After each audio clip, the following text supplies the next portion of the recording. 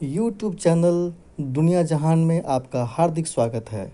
इस चैनल के माध्यम से हम आपके लिए लेकर आते हैं उपयोगी, रोचक और समसामयिक नई जानकारियाँ। आगे बढ़ने से पहले आपसे आग्रह है, इस वीडियो को अंत तक ज़रूर देखें। हमें पूरी उम्मीद है आपको यहाँ दी गई जानकारी ज़रूर अच्छी लगेगी।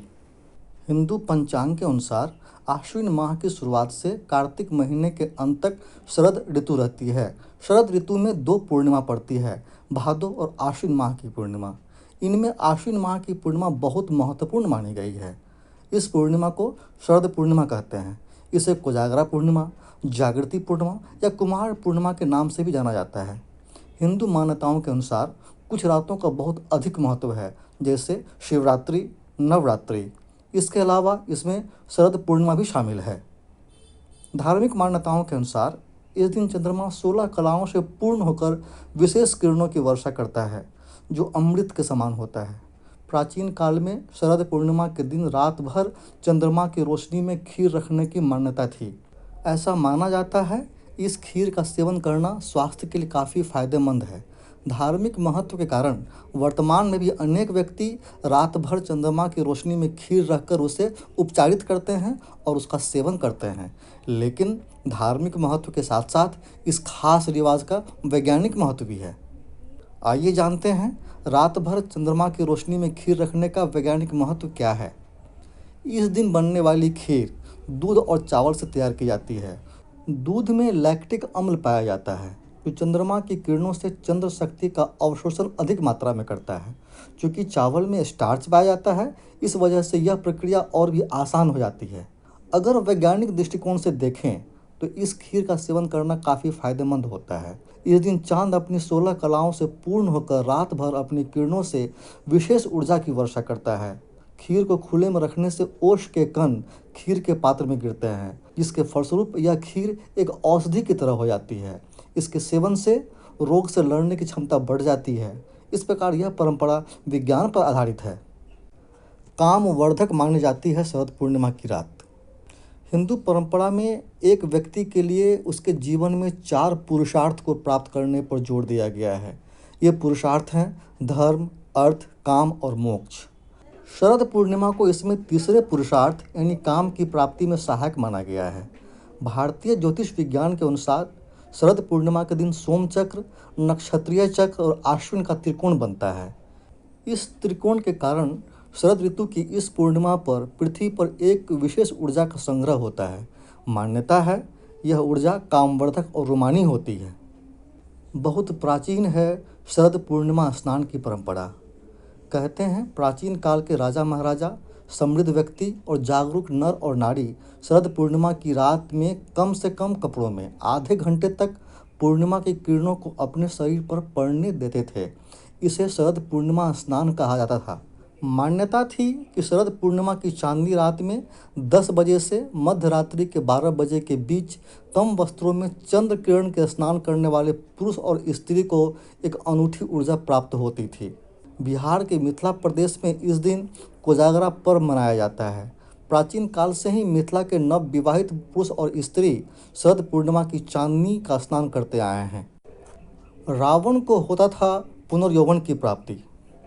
कहते हैं लंका के राजा रावण की नाभि में अमृत का कुछ अंश मौजूद था। वह अमृतांश समाप्त न हो जाए, इसलिए रावण शरद पूर्णिमा की रात में चंद्रमा की किरणों को दर्पण यानी आईने के माध्यम से अपनी नाभि पर ग्रहण करता था। इस प्रक्रिया से रावण की नाभि में अमृत के अंश सुरक्षित रहते थे और उसे पुनर्यौवन शक्ति प्राप्त होती थी। क्या कहता है श्रीमद्भागवत महापुराण। श्रीमद्भागवत महापुराण के अनुसार चंद्रमा को औषधि का देवता माना गया है। इस दिन चांद अपनी 16 कलाओं से पूर्ण होकर अमृत की वर्षा करता है। श्रीमद्भागवत पुराण में इस पूर्णिमा को खास बताया गया है, जिसके पीछे कई सैद्धांतिक और वैज्ञानिक तथ्य छिपे हुए हैं। इस पूर्णिमा पर चावल और दूध से बनी खीर को चांदनी रात में रखकर प्रातः 4 बजे सेवन किया जाता है। इससे अनेक रोग खत्म हो जाते हैं और रोग प्रतिरोधक क्षमता बढ़ जाती है। चंद्रमा से बढ़ जाता है औषधियों का प्रभाव। एक अध्ययन के अनुसार शरद पूर्णिमा पर औषधियों की स्पंदन क्षमता अधिक होती है, यानी औषधियों का प्रभाव बढ़ जाता है।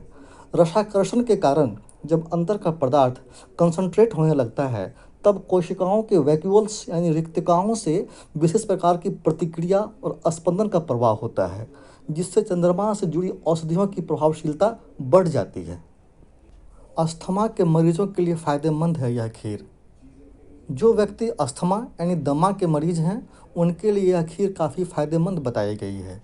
इसलिए दमा के मरीजों को इस खीर का सेवन करने की सलाह दी जाती है।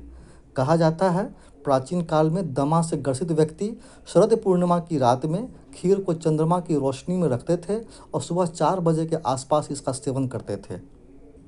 दिल के मरीजों के लिए भी फायदेमंद है यह खीर।